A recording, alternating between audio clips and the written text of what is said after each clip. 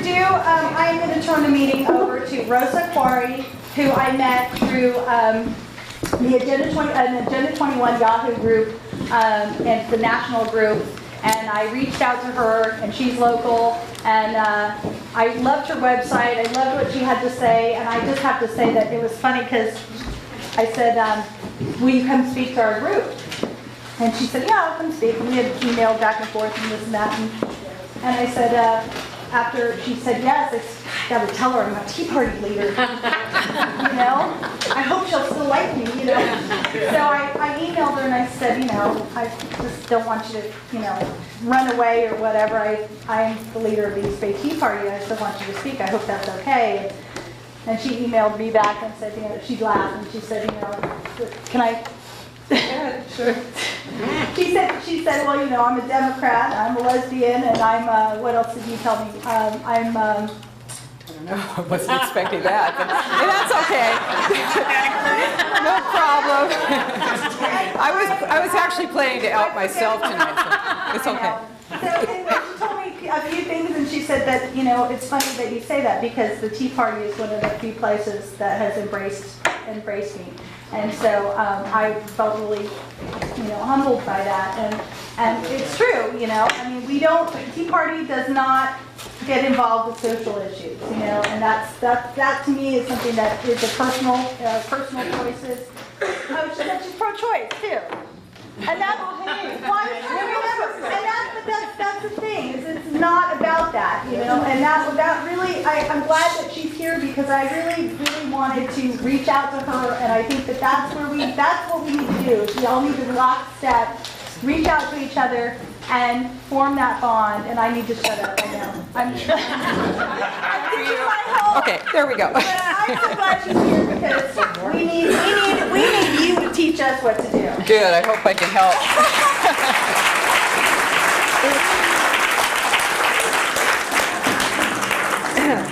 Well, what can I say? I mean, you know, I was actually planning to out myself, but I was going to take a little while to do it. I thought what you were going to say was that I had just, and this is what I emailed you, was that I had just talked to the Reading Tea Party. I was on Tea Party Radio in Reading, and I've been on several radio shows, Tea Party radio shows, and I think that the Tea Party, people who are affiliated with the Patriot Movement and the Tea Party movement are phenomenal because you are activists.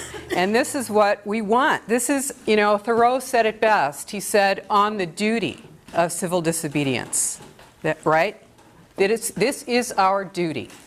We must speak out when we see something wrong happening in our government. This is our duty, our civic duty as Americans. So give yourselves a hand because you really are behaving the way Americans should be behaving, and this is what we want.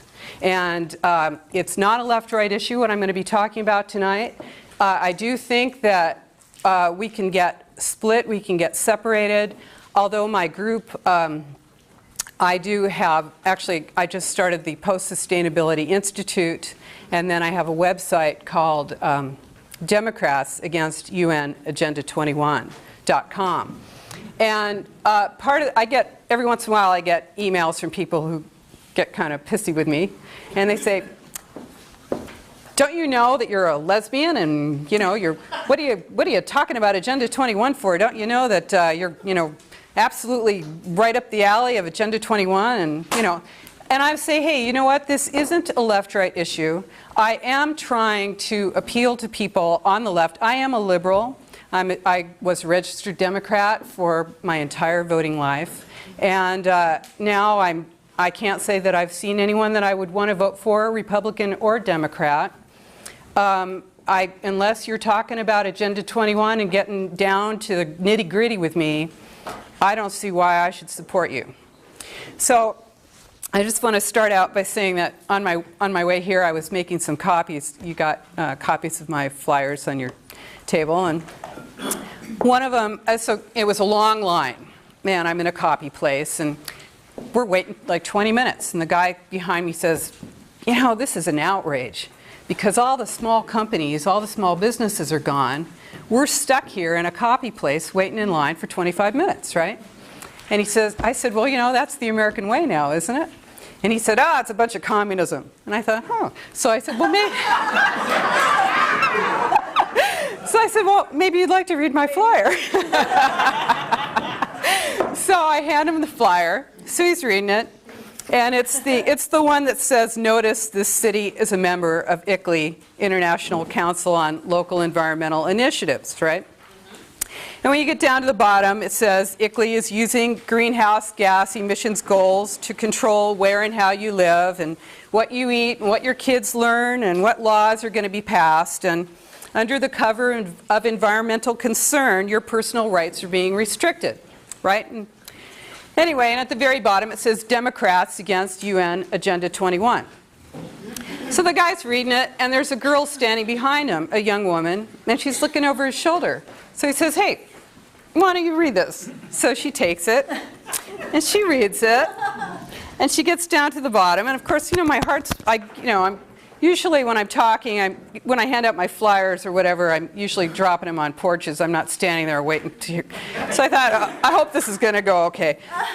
So she gets down to the bottom, she says, you're a Democrat. I said, yeah. She said, well, I'm a Democrat too. I'm with the Young Dems. I said, well, great. She said, well, do you know about our meeting on Wednesday night? And I said, no.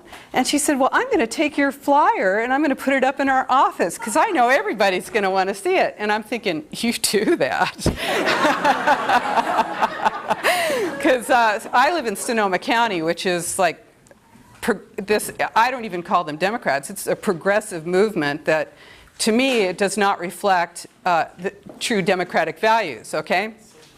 So she says, so she asked me a few questions, and I thought, I don't think she gets it. So I said, why don't you read it again? So she reads it again, and she gets down to the bottom, and she says, you're a Democrat, right? And I said, yeah. She goes, well, this is really great. I thought, terrific, good. So I'll tell you what really happened for me there, though. Of course she didn't really understand it, because if she had, she would have crumpled it up and thrown it in my face, right? But what bothered me about it was that she saw the word Democrat. And she just kind of assumed that she agreed with me, and she was going to put it up in the office of the Democrats. I sure hope she did. But, she could have easily been a Republican, right? And I could have been Republicans against United Nations Agenda 21. So this is really something that we as Americans need to guard against. Because I'll tell you what, there is an overarching political and social theory behind all of this. And it's called communitarianism. Why don't you raise your hand if you've ever heard of communitarianism? All right, great, we've got some people. For the most part, we really haven't, heard of it. It's something that you don't really know about. And what it is that the individual's rights need to be subsumed or come below the rights of the community. Now, your first question, of course, is going to be, well, what are the rights of a community? We live in the United States. We have, we've got our Bill of Rights. That is a bill of individual rights, right? We are guaranteed the rights to life, liberty, and the pursuit of happiness. These are our unalienable rights, cannot be taken away from us. We were born with them. They're not granted to us by our government. But community rights say that the rights of the individual come below the rights of the community, that we're looking at whatever is for the greater good, whatever is for the total good of the community, comes above and beyond the rights of the individual, which means that every individual is at odds with the rights of the community. You are a threat to the community just by exerting and expressing your individual rights. And the reason I say that is because if you want to express yourself, and I'm not talking about anarchy here, we need laws. Certainly. Not a lot of them, probably. But we do need some laws, right? It's like Thoreau said. He said, that government is best which governs least.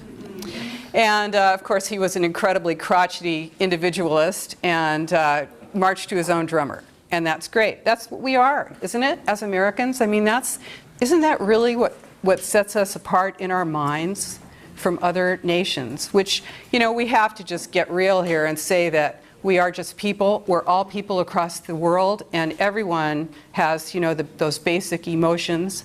But I think that we value our individualism here in the United States. And this is why communitarianism is such a threat to us.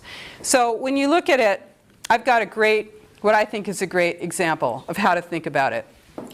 Let's say you've got two glasses, clear glasses on the table. One is full of water, and the other one is full of milk. The water is a republic. The milk is a communitarian state. Now we're going to take a clear glass pitcher and we're going to put it down here on the table, and we're going to pour both of our glasses into it. What do you have? It's not water anymore, is it? It's milky water. It's milk.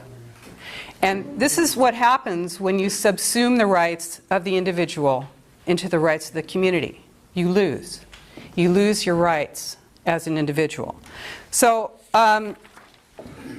there's the attraction to it, though, which is not, you know, I mean, when you think about this, you might think of a perfect communitarian state would be Red China, Communist China. The rights of the individual are completely subsumed into the rights of the greater whole. It's for the greater good, and that's what you're going to be doing, is always thinking about what works for the larger mass, for the greater good. You might think of Nazi Germany, in fact, because this was, you know, everything for the fatherland. And there's an attraction that we have to look at in ourselves as individuals, as human beings, and say, what is that attraction we have to belonging, to needing to feel that we are part of something to the detriment of our freedom and our liberty and our individuality? We have to all be on our guard. So anyway, that's just my little that's my little start thing, you know, just to talk about this is really what we're looking at here. There are many names for this, and the big thing you want to ask yourself, I'm going to do the old journalist thing: who, what, why, where, and how. I think I got them all. So why, of course, is what I call the green mask. There's serious climate change. We are in a tremendous threat to our way of living, our existence on the planet. It's a tremendous sense of urgency. We're losing our food resources. There's too many people. Our water sources are being polluted. Our atmosphere is being polluted. We're in danger. We must do something immediately. This cannot wait. We must do something as fast as possible. Okay, now what? 1992 was, and I'm sure you know about this, I'll just run through it real quick. 1992 was the Earth Summit, the Rio de Janeiro Earth Summit, UN. And that was where United Nations Agenda 21 was codified. Now, it was conceptualized in 1976 with the Brundtland Commission. But in 92 is when Maurice Strong brought that to the United Nations, to the main body, and it was passed by 178 nations and signed by George H.W. Bush. It was a soft law. It did not have to be ratified by your Senate. Instead, it just filtered into your experience. And it did that by the very next year when Clinton took office in January. Right after that, in June, he formed the President's Council on Sustainable Development. Sustainable development, that was the first time. Now you got sustainable yogurt. You got sustainable soccer balls. You can't move without being sustainable now, but this was, you know, this is where it came from. Sustainable development came out of the 1992 Rio Summit, and it was, Clinton brought it back to the U.S. and said, okay, we've got to put this into effect in the United States. We're going to use the President's Council on Sustainable Development, which had 12 cabinet-level cabinet level secretaries. It was like Health and Human Service, or Health and Urban Development, or whatever HUD, and energy, housing, education, you know, bunch of them. Yeah. So 12. And then there were the captains of industry, which included Ken Lay with Enron. And this was in '93. And also a Sierra Club, other non-governmental organizations, right? So that's how they, you know, they were charged with bringing United Nations Agenda 21 to the United States and instating it here, making it happen. So what happened was they formed, the very first thing that they did was they, there's a chair right here if you want to. The very first thing that they did was they formed their committees, and they paid the American Planning Association $1 million. And the American Planning Association is a private group. They paid the American Planning Association $1 million to come up with a legislative guidebook, with a blueprint, with a box of model statutes, laws, ordinances for your local governments. Because remember, this is an international plan, but it is implemented locally. And that's, of course, why you're here. I'm going to help you tonight see where it is locally, because it doesn't come with flashing lights saying United Nations Agenda 21 on it. And that's how so many people are able to say, I don't know what you're talking about. I think you're a conspiracy theorist. And I agree, it's a conspiracy fact. It's not a conspiracy theory.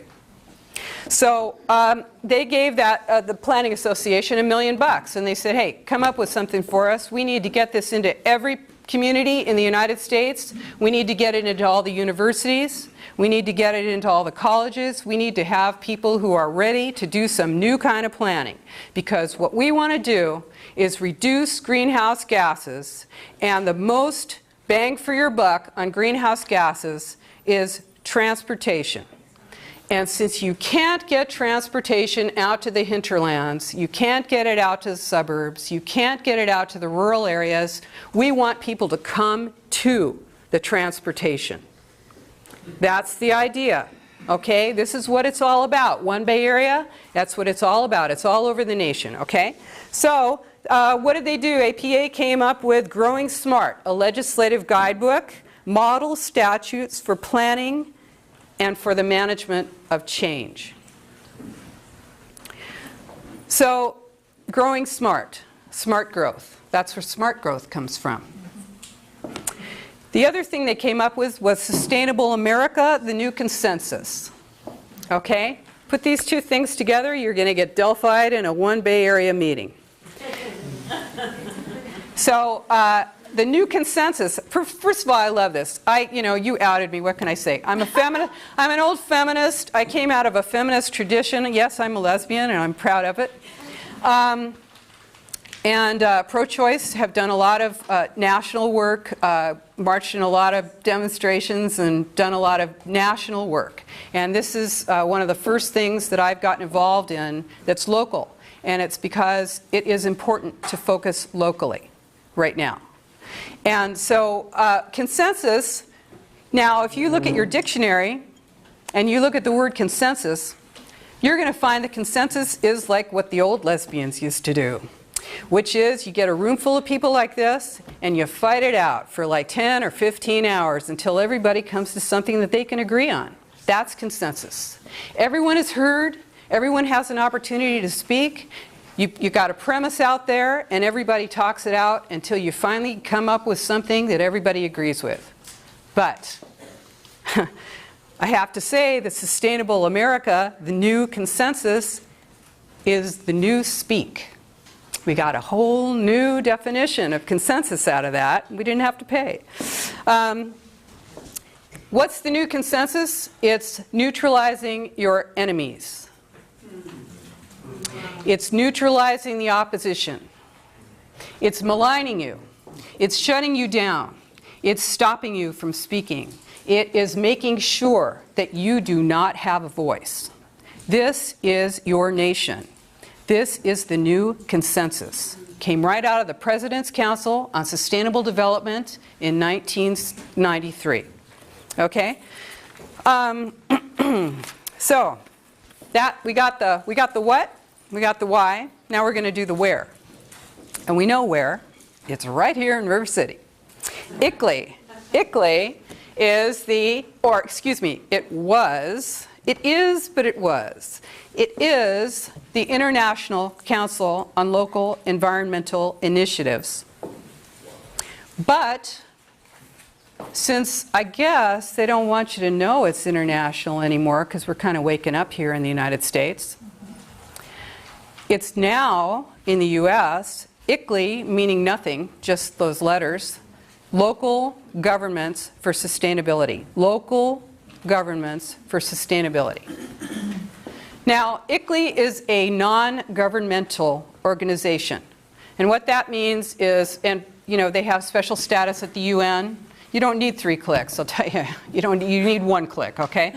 They've got special status at the UN out of millions of non-governmental organizations. Yeah, I think there are millions of non-governmental organizations in the world. ICLEI is one of 3,382 that has special status at the UN. That's very important because they go and they represent you. They say that they represent 590 million people worldwide. And you never heard of them, did you? So, okay. So, excuse me, it's 583 million. So, what the deal is with ICLEI is, and by the way, in California, there are 111 cities and 11 counties that are members of ICLEI. And since we're all here together and I've got you captive, I'm going to read all 18 in the East Bay. Albany, Antioch, Berkeley, Concord, Dublin, El Cerrito, Emeryville, Fremont, Hayward, Lafayette, Livermore, Martinez, Moraga, Newark, Oakland, Pittsburgh, San Leandro, and San Pablo. Now, if you didn't hear your town on that list, don't get all excited, because there's a good chance that even if you're not on that list, even if you're not a dues-paying member of ICLEI, your town is buying or is in some kind of a deal with ICLEI to provide them with climate adaptation software and documentation that they are using to change your laws. Now, they do greenhouse gas monitoring. Try and say that fast. And they're able to, to develop protocols. That's what they do. Whatever that means, who knows? They've got their own jargon. These things are all jargon too. I'll tell you, if you go through, if you could spend your life finding all the different spin-off groups. There are so many different little spin-off groups, splinter groups, that all are, have their hands out and are sitting on each other's boards. And is this new? No. What is new, though, is that they're doing it, this is what I was going to say, but I spaced this out a little bit, that ICLEI is non-governmental, but it's made up of local government officials. Isn't that interesting? What does that mean to you? Think about your regionalism issue. You've got people that are on a regional board, and you can't get rid of that regional board. You want to vote in your community. Okay, you vote to get rid of one guy off that board. What does that do for you? Nothing. So this is what's happening with ICLEI. Honestly, you can't blame totally your local officials because, especially here in California, we've got, what was it, Senate Bill 32 and Assembly Bill 375, or I might have it backwards, but I got it backwards. Sorry. Whatever. Anyway, one of them is the sprawl, anti-sprawl, right? It says that, and sprawl is whatever they want it to be. Basically, if you're sitting on 7,000 square feet of land and you've got your single-family home, you're an endangered species. That's the truth. And why do I say that? You know, I don't want to be dramatic, even though I do enjoy it a little bit. But I just tell you, I'll interject this. I'm a commercial appraiser. I'm an expert witness. I do litigation support. And my specialty is eminent domain valuation. I work for the California Department of Transportation, and I'm a district branch chief there. I am not representing the Department of Transportation in any way. But I am a person who does a lot of research. And I found out about this from researching redevelopment. And I'm going to get to that because you want to know how they're doing this, okay? You want to know how they're doing it. And when you get out there and you say, hey, they're taking our private property rights. They're not. You already gave them up. Because if you're in a redevelopment area, you are under the right of eminent domain for at least 12 years. And I'm going to talk about that. I do want to say, though, like I was saying, your local, your local government people, you know, some of them are bad, what can I say? But, you know, generally speaking, hey, they've got this legislation, it's forcing them. You know, is it AB 32, is that the one? Yeah. You know, so, I mean, what are they going to do? They're forced to reduce their greenhouse gases, right? I found this chart. I'm writing a book, and I'm certainly hoping you're all going to be buying it. It's a great book. When Obama was running for president, he said that he made a campaign promise. He said that the United States would reduce our greenhouse gases by 80% below 1990 levels by the year 2050. So I went and I looked for a chart. These are pretty hard to find. I spent about a week. And I found a chart that showed our our carbon dioxide emissions from 1850 to 2006.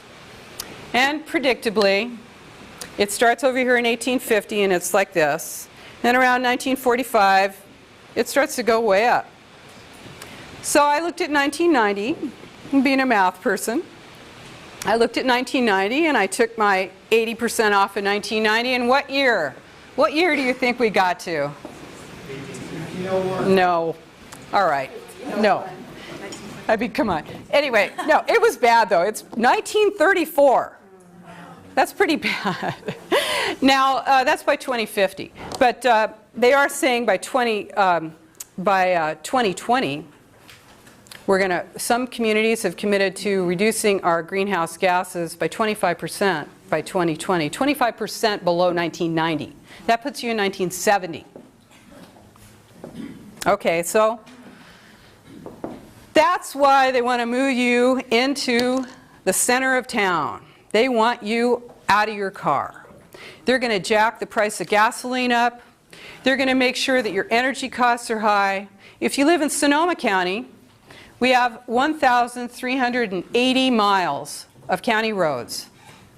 The county just announced that they'll only be paving 150 miles of county roads. If you're out there in a rural area in the county, you think that's going to affect your property value?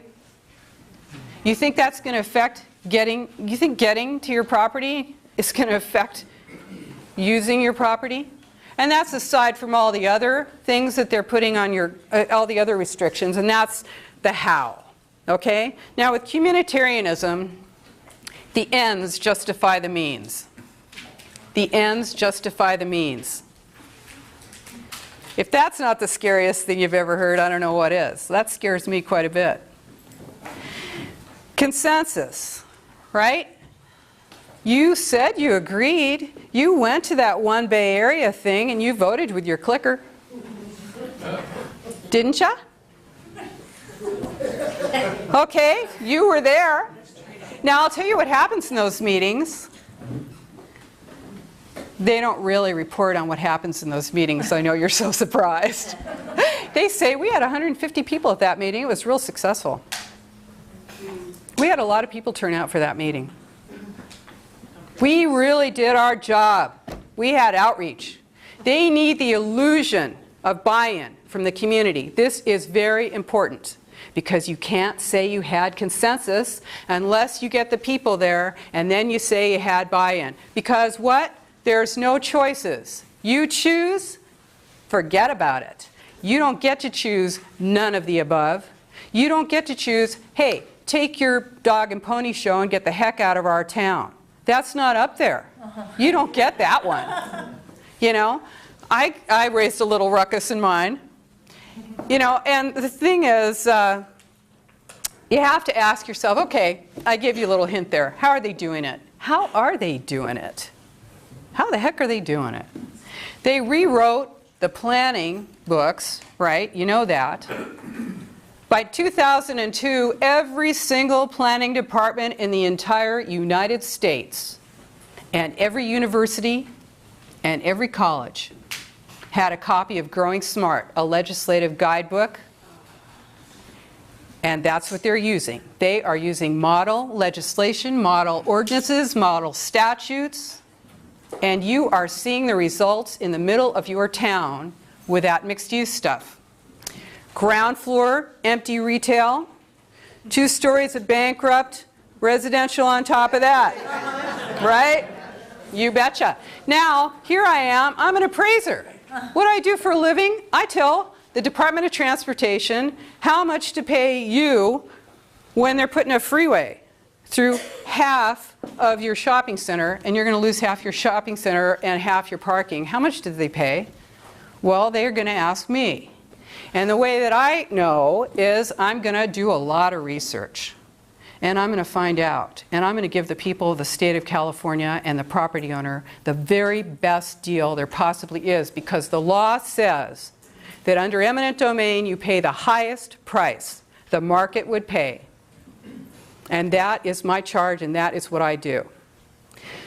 So I'm out there in 9 counties of the San Francisco Bay Area, all 9 counties. And I'm seeing the same thing in every county. I don't know what you could do with this property. Because I go into the planning and zoning departments and they're telling me there's a list of regulations as long as your arm, and then they're being all cute with me, and it depends on what kind of a plan you have, and it depends on whether we like you or not, or whether you can hold out long enough, or you have enough money to hire a permit expediter, or whatever it is. And so who knows what you can do with that land? And who knows whether you're going to get your shopping center approved?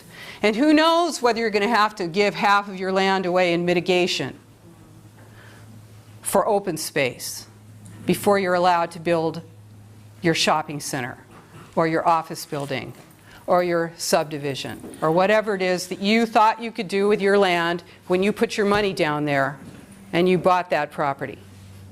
Now, redevelopment is something that people don't know enough about, and you should know about it, because it is the funding and administrative arm of United Nations Agenda 21. It's important to know about, and it is very understandable.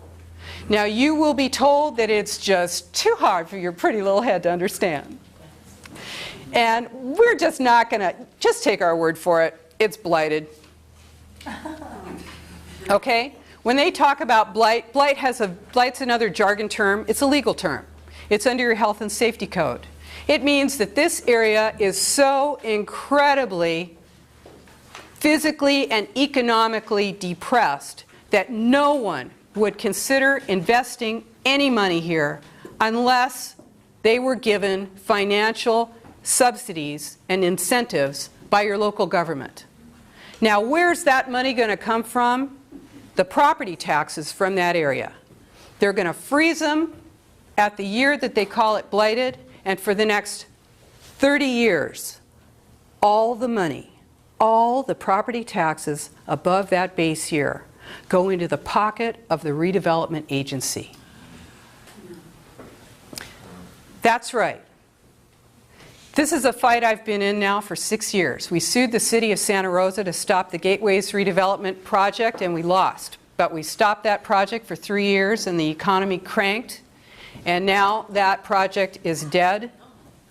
But they still have the power of eminent domain for 12 years, and there's not a single redevelopment area in the state of California that has ever sunset. They say they're supposed to be dead after 30 years, but they just renew them. So what happens? Did they get rid of the blight? Well, first of all, you might say, what blight? Because people are investing, people are buying, people are fixing up, except they create blight. Because you go in there and you say, hey, I've got this vacant lot. I'd like to put a shopping center on it. It's zoned C2 commercial. I'd like to get my permits now. Forget about it. We've got Growing Smart, a legislative guidebook that tells you that you've got to put mixed use on that. You better get ready to put 2 stories of residential on top of that shopping center. Well, good luck finding a loan. And not only that, it's in a redevelopment area, and hey, you own that, but you don't have a track record in building that. Well, we're just going to give that to you instead because you do have a track record. Redevelopment. Redevelopment. Now, there's a great book. This is online, and I hope I brought it with me. It's online. This guy is fabulous. He's a Republican. Thought you'd like that. His name's Chris Norby. You can go online. It's Redevelopment, the Unknown Government. Redevelopment, the Unknown Government. It's a fun book. It's got cartoons in it. It's got lots of charts, big print, very easy. It's a little skinny book, and it tells you everything you need to know about it. And that is one of the big ways that they're doing it. I'll tell you what, out of the Ventura County Star, this is just yesterday's paper. The Press Democrat reprinted this from the Ventura County Star. It says, they're talking about how the housing market's not going to be coming back anytime soon. That's a surprise. And they said, but when it does come back, oh, it's going to look a lot different than it looks right now, because that demand is going to be different from what the state experienced over the past 20 years when you got your house out in the burbs and had your kids and had real community with your neighbors and had your hot dogs and your weekends and your swimming pools and your parties and your hangout and your whatever. Oh, but it's going to be really different in the future now because the next generation, he says, will demand, what are they going to demand? Smart growth. That's what they're going to demand. Why are they going to demand that? Because they can't get a job? Because they've got $150,000 in debt getting their PhD in sustainable green nothing. You know? And hey, you want to know why there are all these things going on? It's because there's a lot of kids out there who really need to make a buck. They have got their degrees in things that they're so esoteric, and they expect work in those fields.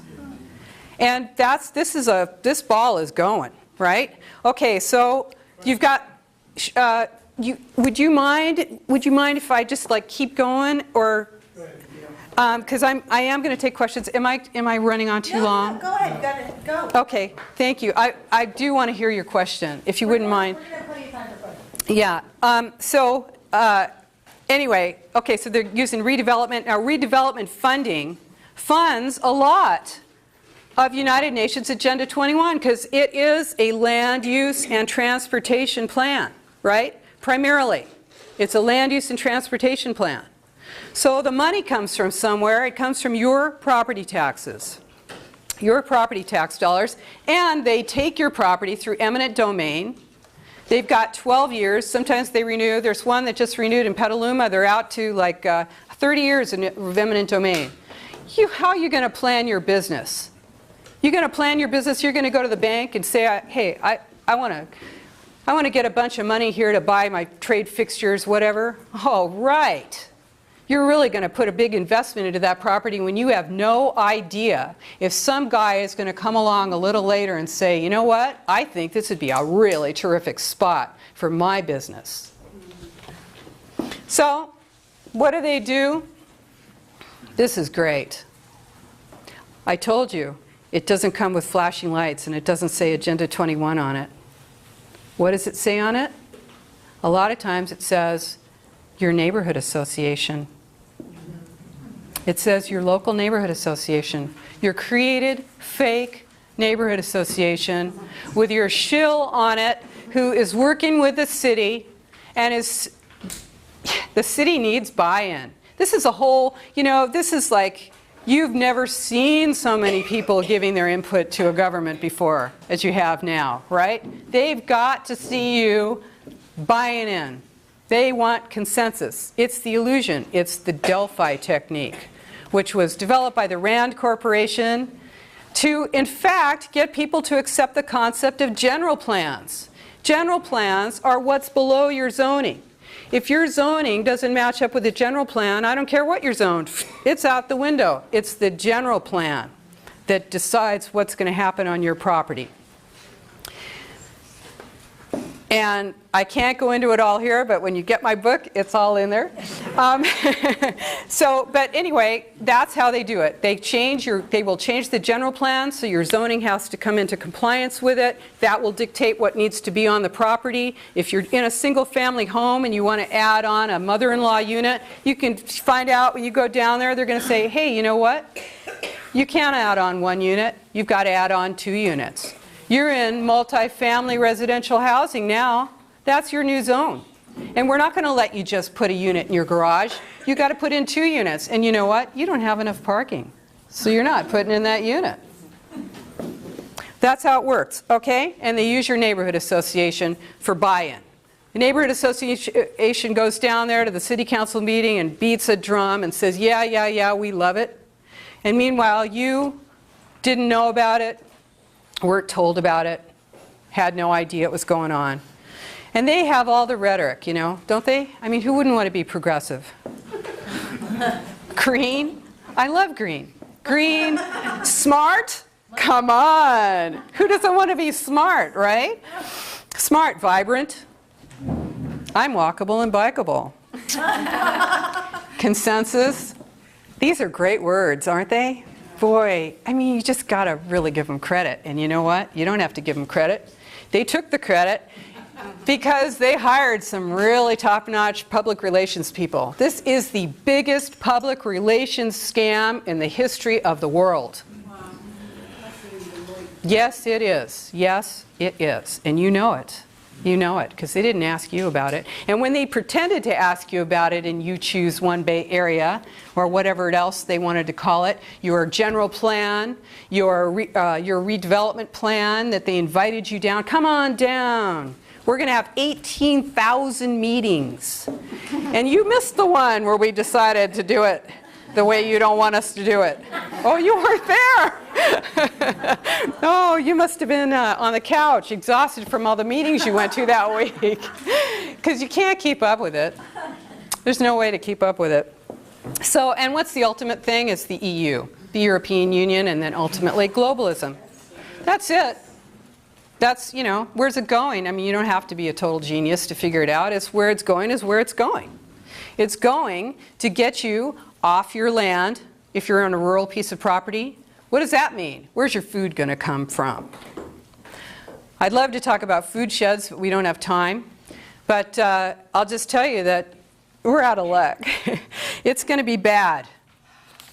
And especially when you have guys like Ted Turner, who owns, what does he own, half of Wyoming or something, and he's saying that he's releasing wild carnivores. He's releasing carnivores into the wild, you guys.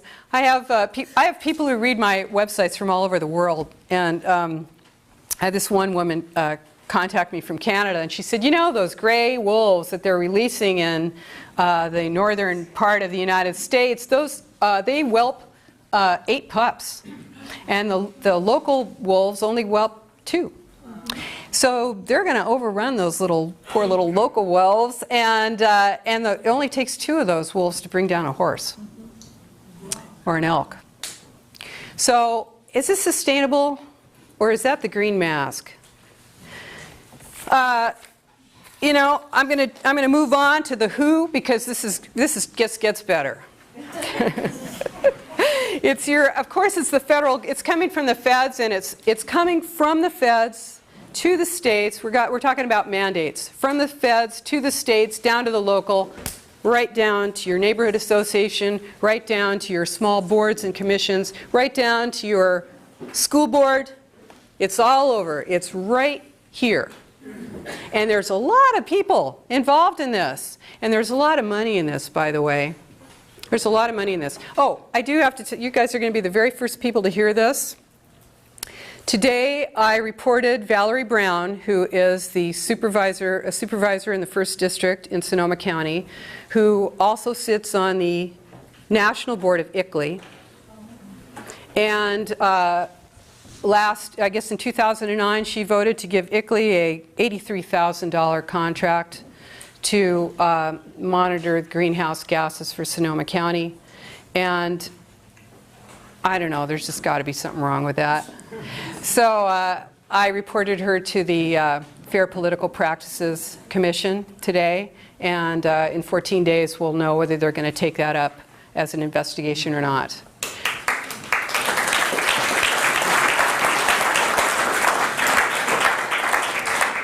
Yeah, we have to be active.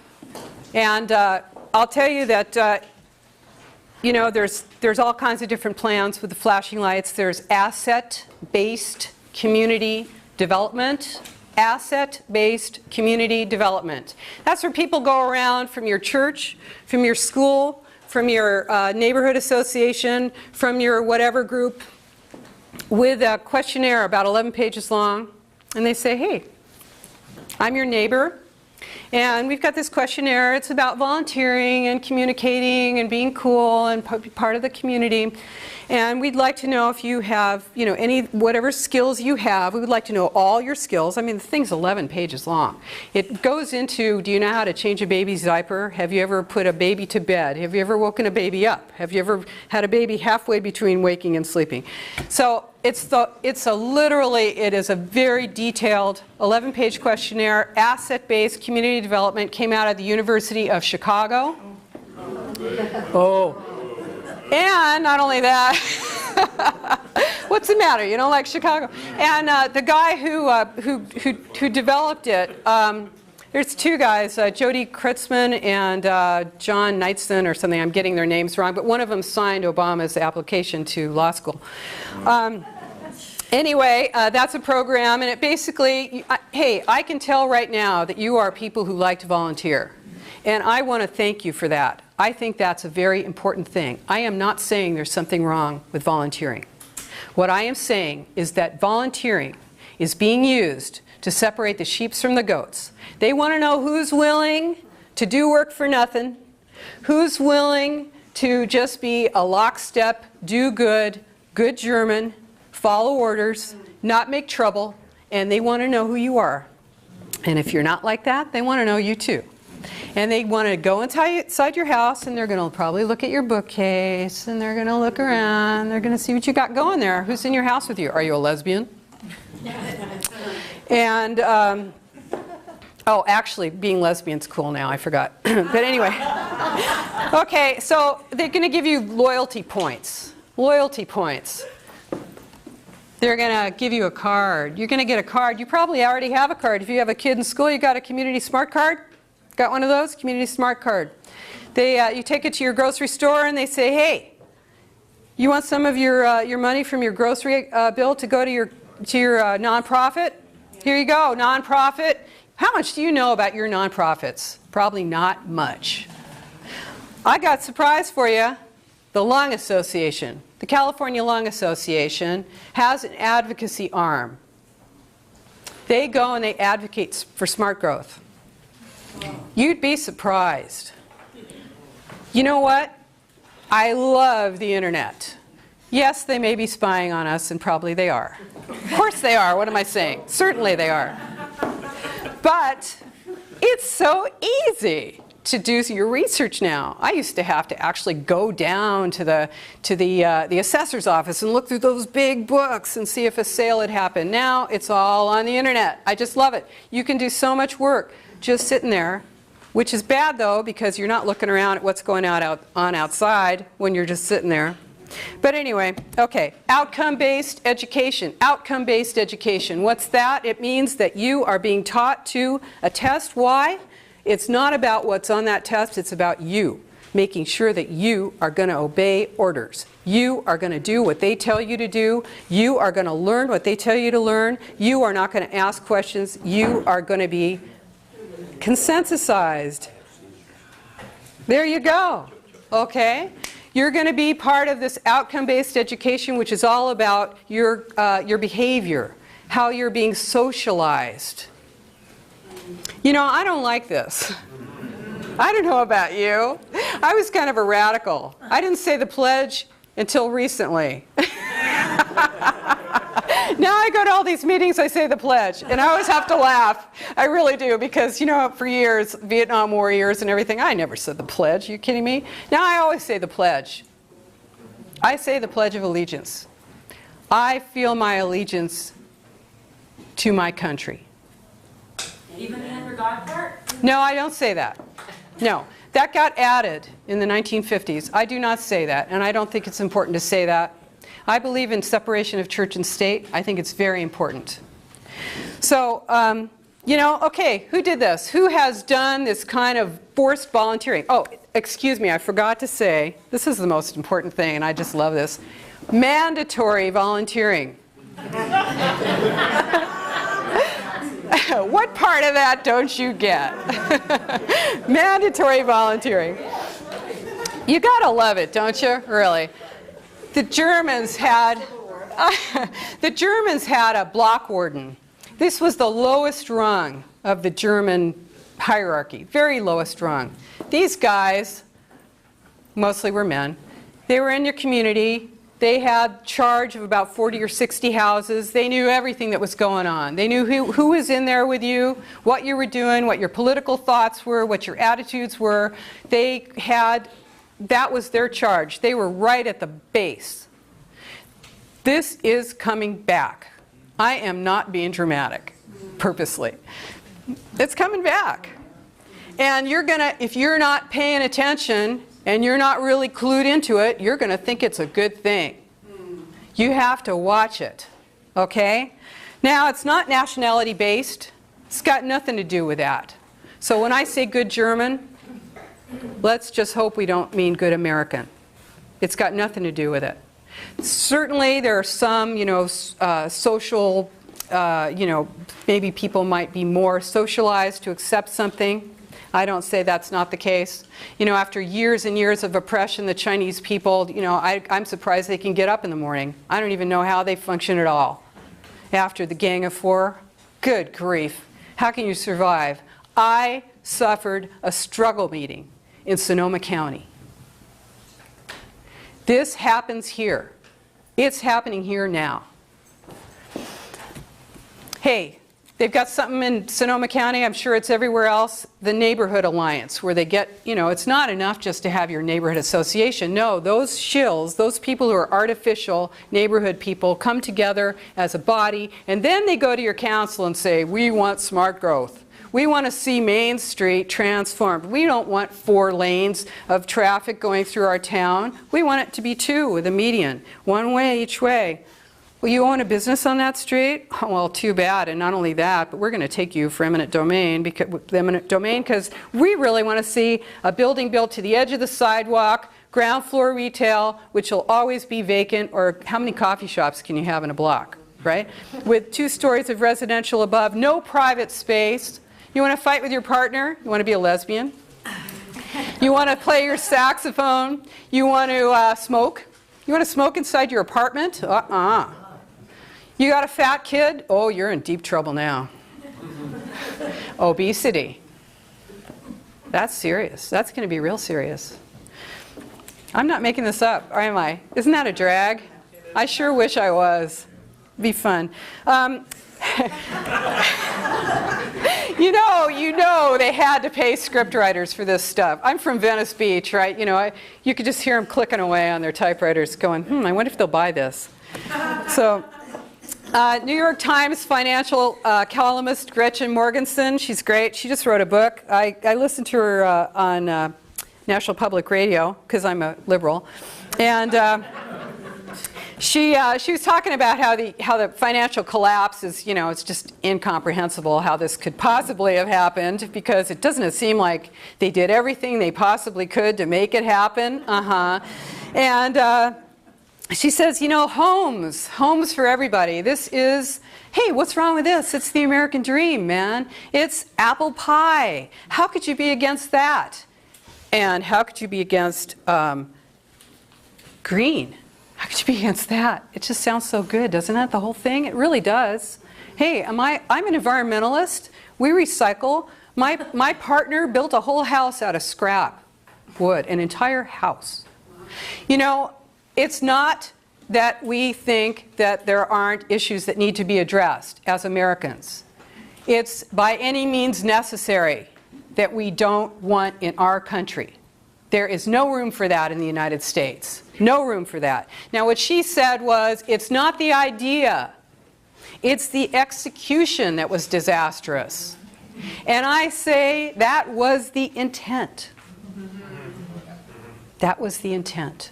And this is the intent. What could be worse than that?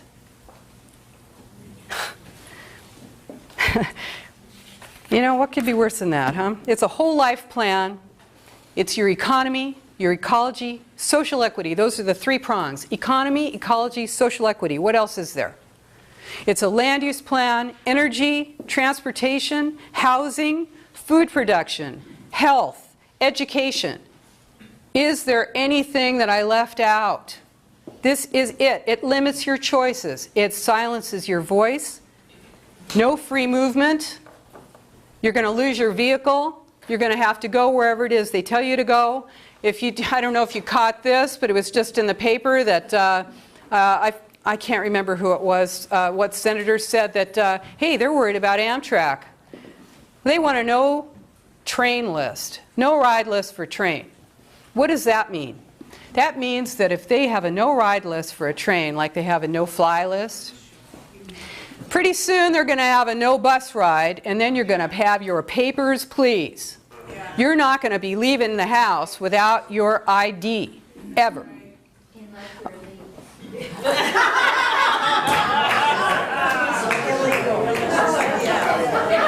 Now, don't go bringing that up. You know, that's the thing. Hey, what are they doing? They're bleeding us. They're allowing people to enter the country,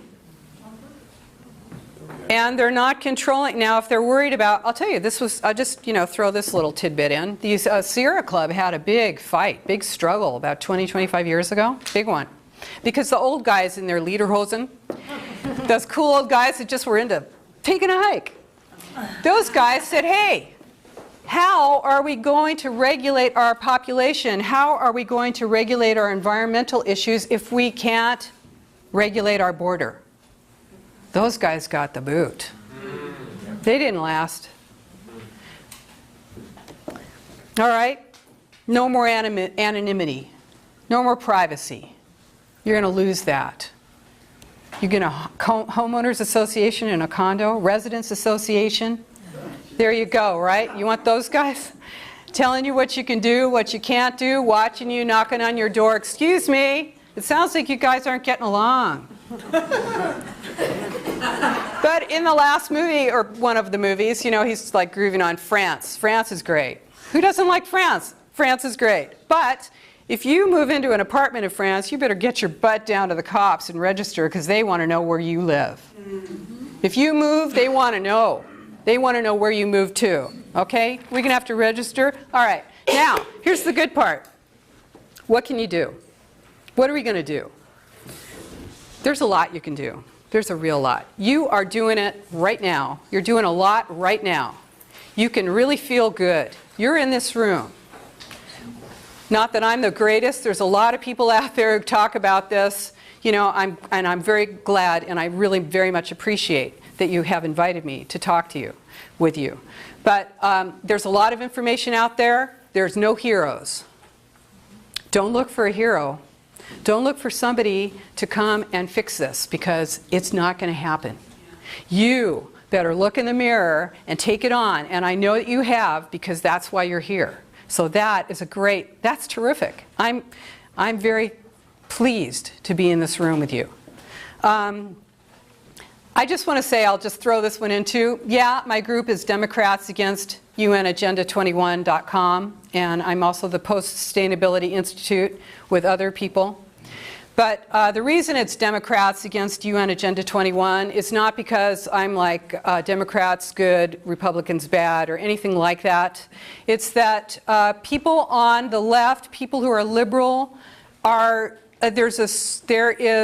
it's difficult to hear anything from a Republican.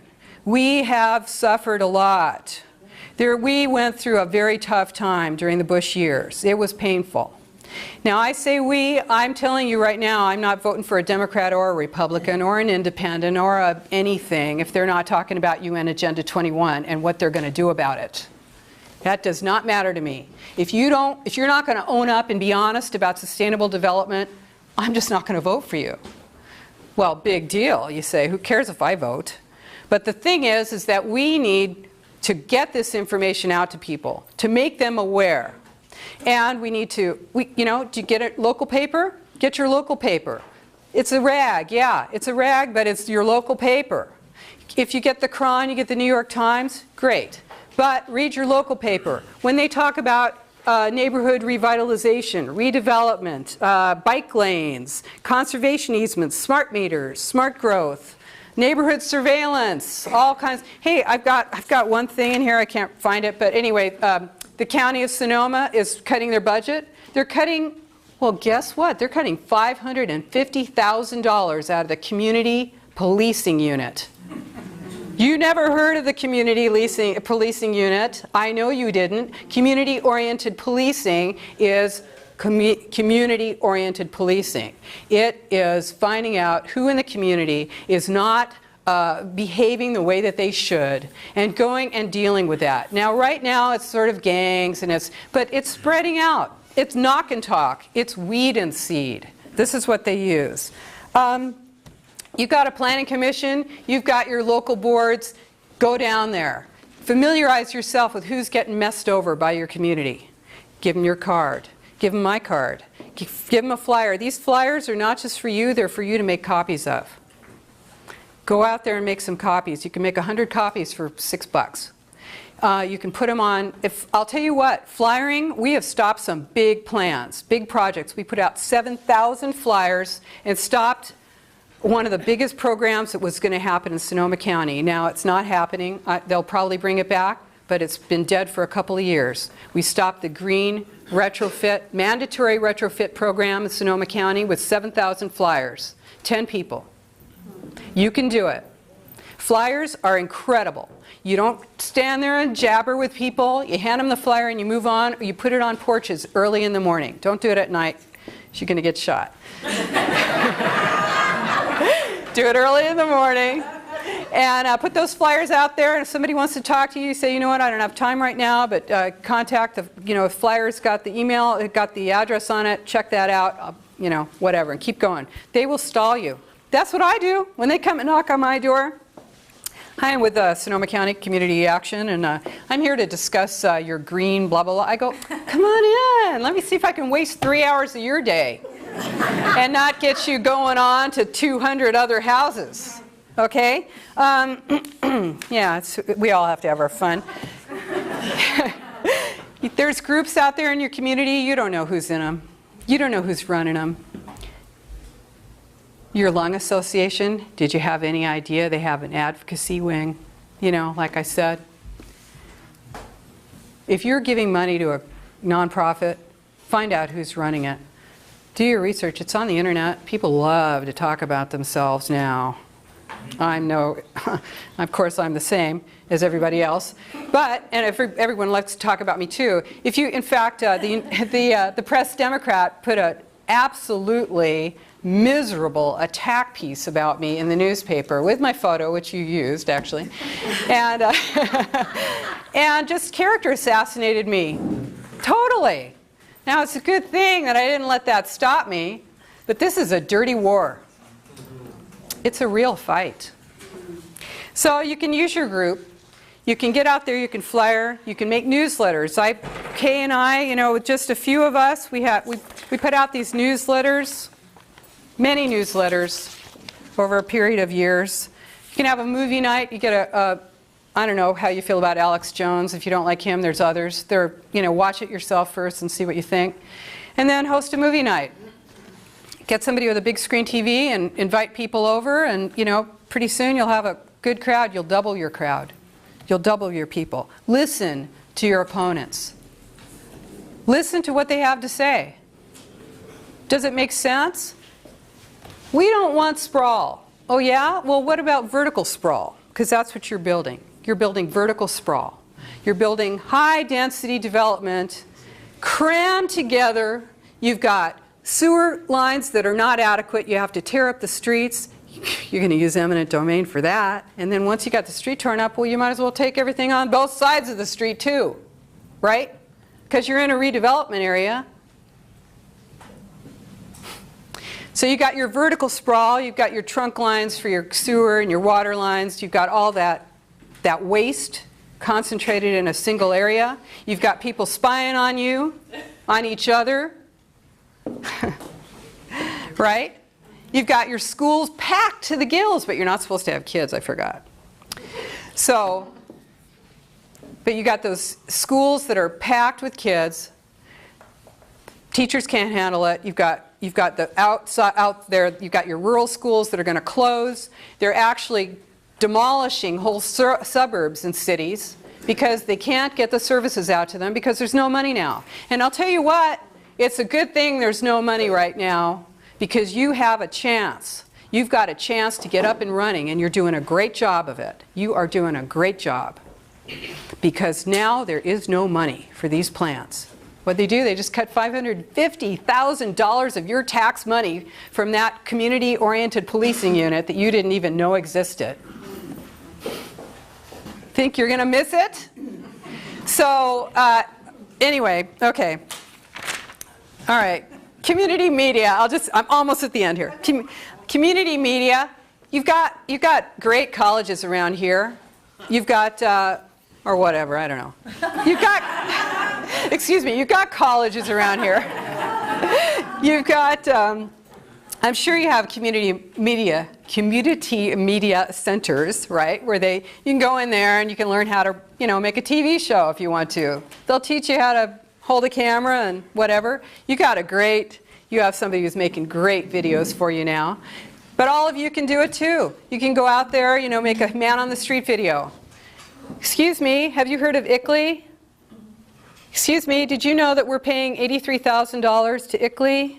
Excuse me, what do you think about United Nations Agenda 21 in your community? Excuse me, what do you think about, you know? There you go. You got your man on the street interview. Put that up. That's going to be great. You can comment online all over the world. You can comment online. You can do it anonymously. You can do it with your own name or whatever. On every newsletter, every magazine. I'm a member of every group. Move On. I've been a member of Move On since before I knew anything about this, and I get all their stuff. It's good to read everybody's stuff. It's real good. I am not afraid of this is not a religion for me.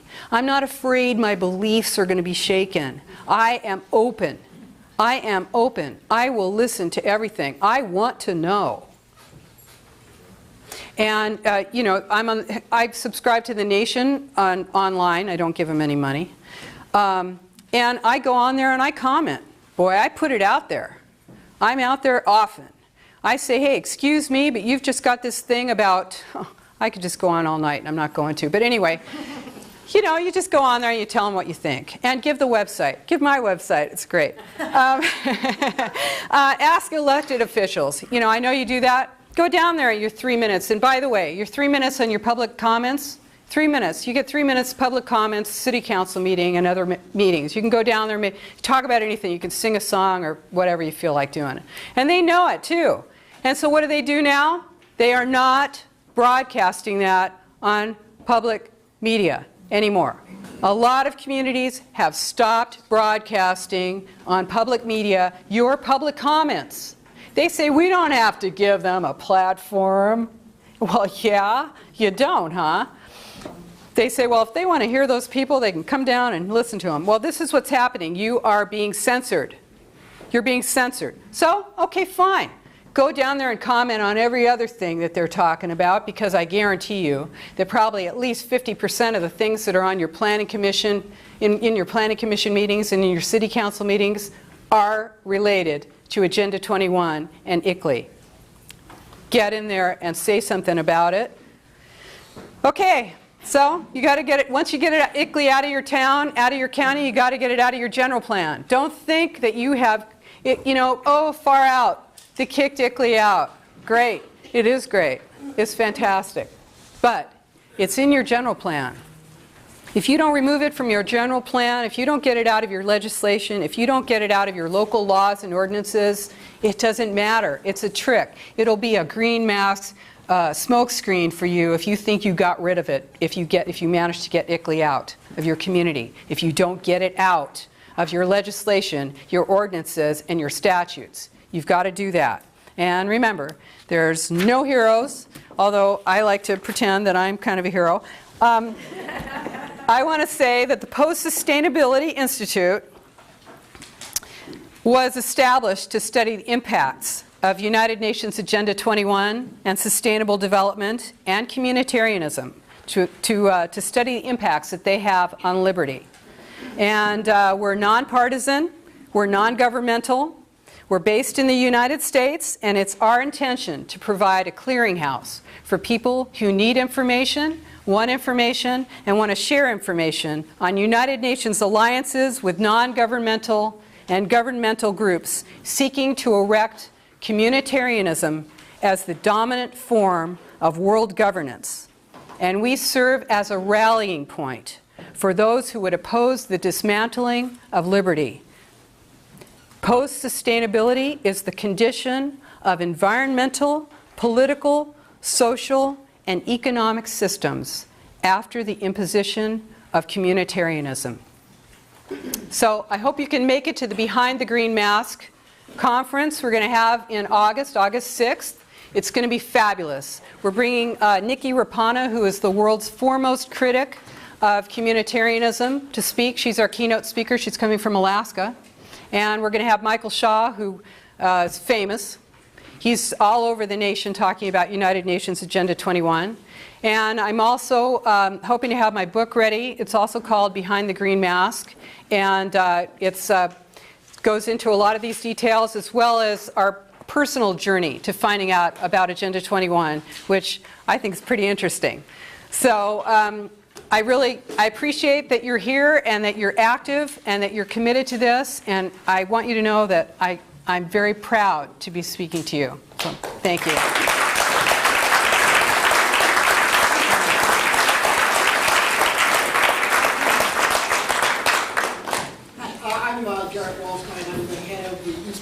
Agenda 21 subcommittee, and just two quick comments.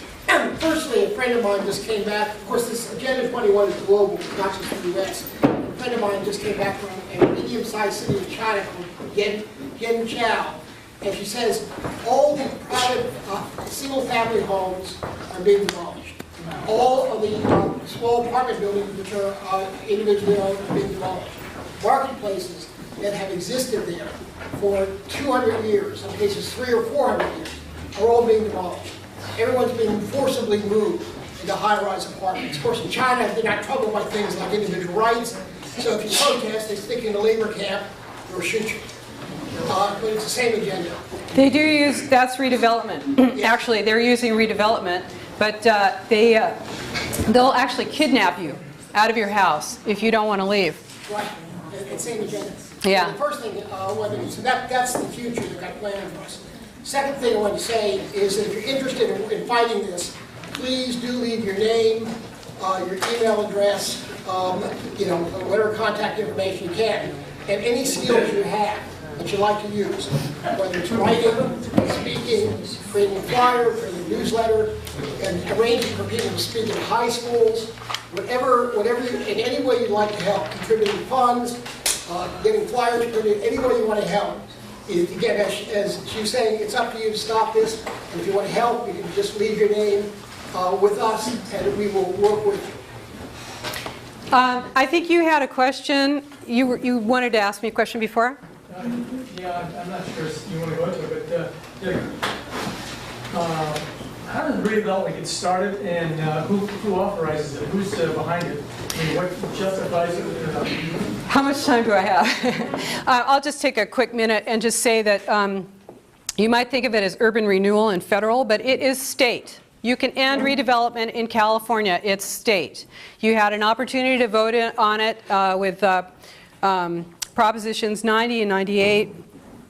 And I did work on one of those propositions with the people who drafted it, but then it unfortunately got kind of hijacked. This, people did become aware of it after the Kelo decision, the Supreme Court decision in 2005, that said that it was not necessary to find blight, that you could take a property if you could, develop something that generated more tax income for a community. In California, you have to find blight, but there are companies, consulting firms that will find blight in Beverly Hills, and have. So this is it's been going on, in one form or another since in California since the early 60s, and never has one single redevelopment area been.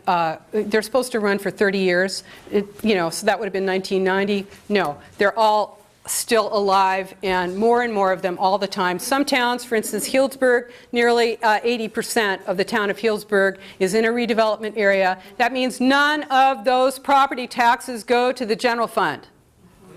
If they indebt themselves, they indebt themselves with bond brokers. Those are the guys who make the big bucks, bond brokers, right? They indebt themselves with the bond brokers, and if you don't pay your bonds, if something goes wrong, you go, belly up or whatever, the general fund is on the hook for it.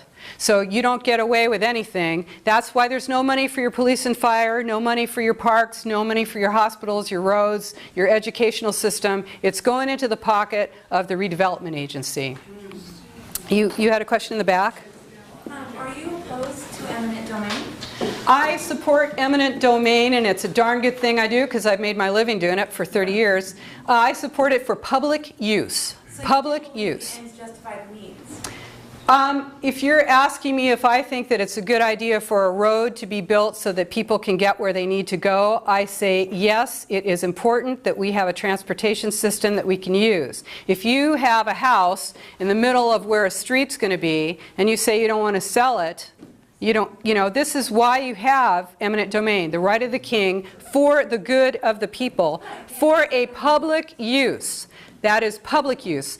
Redevelopment is a private use for private benefit of a private individual. I do not support that. I would not work for a redevelopment agency. So what happens when a less generous assessor takes your place and doesn't want to give me even a decent price for my store or my home? Well, there's a... You need the mercy of whoever gets elected next or appointed next? No, you're kind of confusing some things. That could be the case in a redevelopment area. But for instance, for the Department of Transportation and anyone who takes you by eminent domain, if you don't want to sign, you get condemned, you go to court. You can't. You could challenge the right to take, but you go to court, and you're fighting about money. You hire an attorney. They've got an attorney. Your attorneys go to war, and you're going to be paid. So that's the way that goes. Yeah. Well, the Constitution guarantees us one citizen, one vote. Yet some of these boards, like the Bay Area Quality Management District, the BART Board, the MTC, even individual bus systems, have joint powers authority, which are not one citizen, one vote. They're representatives of cities and towns. Could you comment on how that has affected some of these? Yes, it's part of regionalism, which is a serious problem. I do not support. I think for transportation, it's a good idea to have a regional plan because your road doesn't end at the end of your county or your town or your state, right? We need interstate highways. What the problem with all of this is that it's not just a transportation plan, is it? It's a land use plan. They're going to tell you how many houses you can have in your community. They're actually going to tell you how many houses you have to have in your community and where they have to be. In fact, this one Bay Area plan, it's amazing. They tell you exactly where they have to be. They have to be in a specific redevelopment area. And now the cities are saying, hey, wait a second, are you telling me we can't develop anything anywhere else in the entire city? That it has to be right in this one narrow strip that happens to be a big, busy road? That that's the only place we can develop anything? And the answer is yes. And you're going to have communities that are going to suddenly get on board with you a little bit, maybe, just for a minute, and say, hey, wait a second, hey, we didn't sign on for that. And they're going to say, yeah, it's regional. If you want any of those regional transportation dollars, you're going to have to do it the way we tell you to do it. I think what we're describing is something that's happening in the La Marinda area. Both Lafayette and Moraga are being subjected to a specific plan that's in gear with the housing and AVAC. And it's going on right now, and it's been going on for the last 2 years. If it's a specific plan, it's part of a redevelopment plan. It's the part of when they create a redevelopment area, they have to have a specific plan that goes with it. And you can fight that, but they already created the redevelopment plan. So what you need to do is when they're starting to create a redevelopment plan, that's when you have to fight them, and it's very tough. It is. Yes. Process of permitting. Yeah. Finalizing it. Yeah. She's been fighting this with her family a long time. Oh, okay. Maybe I'll talk to you at some point. Like as folks in San Francisco Parker said, they just lost their fights recently. Yeah, it's all over the nation, everywhere. People are losing their properties. They're being told that, but the thing is, you don't even have to lose it through eminent domain because they'll take you through regulations. They'll take you through restrictions. They'll tell you if you got 1,000 acres out there in Marin County, you can only put one house on it. And oh, the place where you need to put the house because it's where it perks, that's a view shed for bicycles. For bicyclists, so you're not putting your house there, 1,000 acres, unless maybe if you donate a conservation easement to the local land trust and lose all rights to control your property for perpetuity, forever. Yeah. Unitarianism, the subordination of the individual for the community, how does that go along with other governmental sponsored, loosely, Muslim rights, African American rights, Hispanic rights? I'm married to a Hispanic. And abortion rights, La Raza, gay rights, or all those organizations being used as useful idiots? I don't know. Actually, I think I like it that I can I'm not going to lose my job because I'm queer. I do think that's great. I think that people are being used. I don't believe there's a homosexual agenda. I hope you don't either. I don't care if you get married, and I don't see why you should care if I get married. But I think there should be a separation of church and state. But I think it's important that we look at communitarianism in ourselves. And if you do feel strongly about these issues, you need to think, I think it's very important to go to your place of worship if you wish to do so and deal with those issues there. But anyway, as far as communitarianism goes, the whole thing about social equity, we're talking about bringing the affluence. Guess what, folks? The affluence of Americans is a threat to the world. This was said by Maurice Strong, Secretary General of the United Nations, 1992 Earth Summit, Rio, when he said that the affluence of Americans is a threat to the world and needs to be brought more in line with the rest of the nations of the world. This is a concern. Now, I think we need to conserve. We need to be mindful of our environment. This is very important. We used to throw pop bottles out of the car windows in the 50s. Now you get a $1,000 fine if you do that.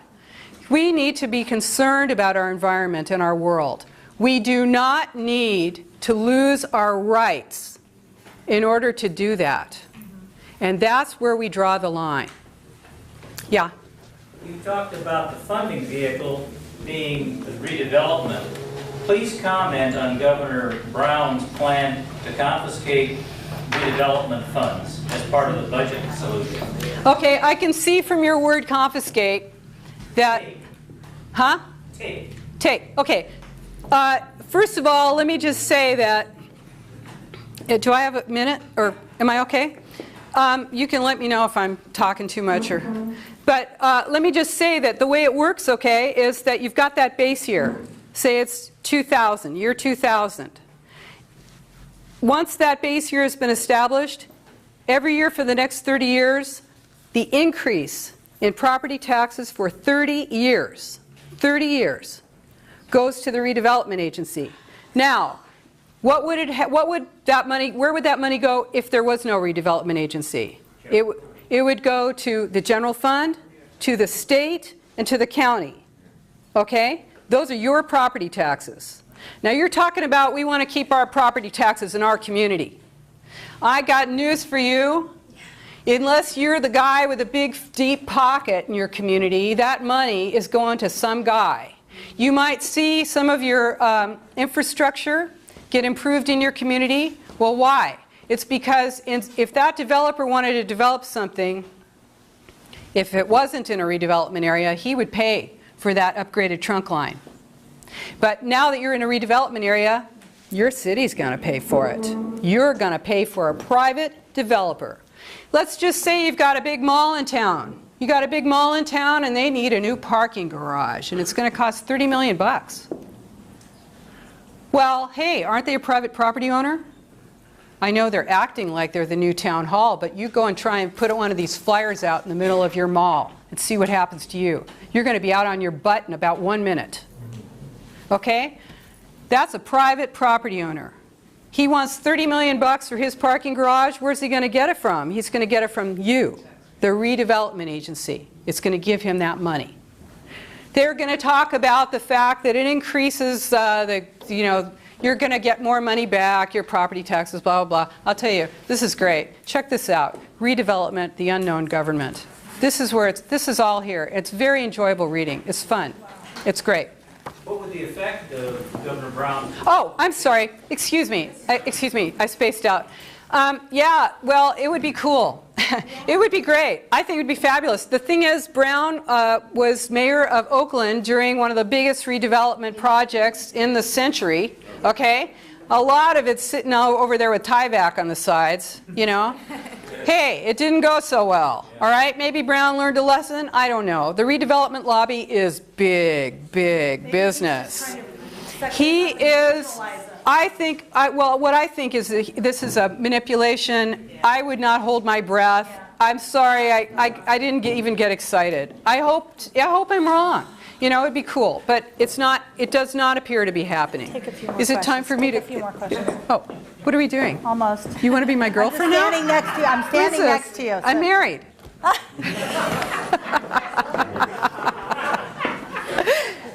So it seemed like 40 years ago or so, the way that we were going to save the planet was a concept of zero population growth. And why did we all of a sudden switch to where ABAG is almost giddy that we're going to have 2 million more people coming here and they can't wait and we got to find a place for them all? Mm-hmm. Well, it's both. Okay, we are not having more kids. A lot of us are not having kids at all. But there are people who are having a lot of kids. And they are, now I live part of the year in Mexico. If you go to Mexico, they give out, it's a Catholic country, but they give out condoms, and they have billboards saying, hey, you guys should cool it on the kid thing. But, then, people come up here, and it's just like, wow, this is so cool. Life is great here. And there's a lot more kids born here. And I think, so there's something is happening where our demographics are shifting. And this, I don't know, if I'm not, whatever. Okay, anyway, this is reality. So we're being told that they're projecting all these homes. You're pushing me to the edge here, and what I'm going to say is so weird, but I know you can handle it. I think that, the real intent, of course, is, obviously the Wildlands project to close off land to people in the rural areas, in the suburbs, to make that land off limits and to bring people into the cities. And they don't want you living in a single family home where you can do whatever you want in your backyard, your little private park back there. No, they want to be able to see everything you're doing, hear your conversations, comment on whether you've done your mandatory volunteering, whether your kid is doing his after-school volunteering, whether your partner is, contributing to X, Y, and Z. It's a lot easier to manage people when they're tightly packed in, one key, and they're locked in. That's what can I say? Two more questions. Okay. There's one back here. Yeah, I wanted to just make a comment about eminent domain. Okay. Versus the sustainable growth thing. The thing I think is real important is with eminent domain, it's considered a taking, and so they have to pay for it. But with the zoning and everything that comes from smart growth, they're in effect taking your property without paying for it. So right. It's a regulatory taking is what you say. And the way, eminent domain is a taking, regulatory taking, what we call a regulatory taking. In fact, the way regulatory taking works now is that if there is any use left in your property at all, they don't call it a regulatory taking and they don't have to pay. So what I say is, hey, this is your government. We are, the United States of America. We are not supposed to take into consideration whether we can afford it or not when we take your property. If we say we're going to take your property, we are required under the Fifth Amendment of the Constitution to pay you just compensation. So this mess with the regulatory thing where they take all the value out of your property by zoning you or telling you you've got 5 layers of biotic resource and whatever it is, and you can't do a thing with your property, in my opinion, that is a regulatory taking, and I'm about to retire, so no problem there. And I agree. This is not, people are not being compensated and they are being damaged, in my opinion. One more question. Yeah. I think it's more of a comment. When you drive back to Santa Rosa tonight, I think you should give it a good think as to whether you are liberal or not.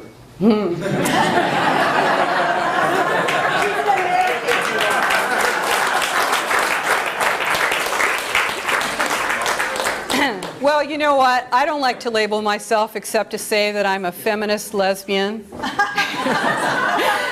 with anti-war and pro-choice and pro-America and pro-freedom and pro-liberty. And I want to keep my nation strong.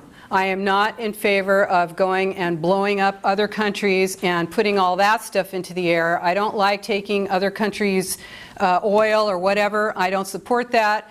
And I do think that we can do better as a nation. But this is our moment. We are awake. You guys are sharp. This is happening. We have an opportunity to work together, and we need to do it. We need to do this now, because there will be people born who will have no idea what it means to be an American and have freedom.